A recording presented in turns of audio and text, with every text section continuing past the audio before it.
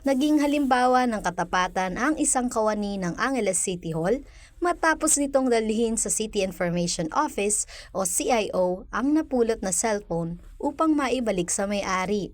Kinilala ang empleyado na si Clarence S. Liwanag ng Business Permit and Licensing Division o BPLD.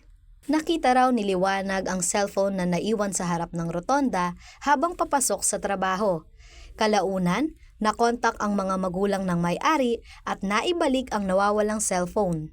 Inakala umano ng may-ari na nahulog ang cellphone niya sa isa sa dalawang tricycle na kanyang nasakyan habang bumabiyahe papuntang Barangay Pandan.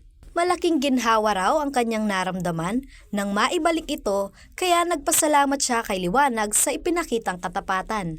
Pinuri naman ng Angeles City LGU si Liwanag dahil sa kanyang integridad at pagsasauli ng nawawalang gamit. Nisa Alfaro, CLTV36 News.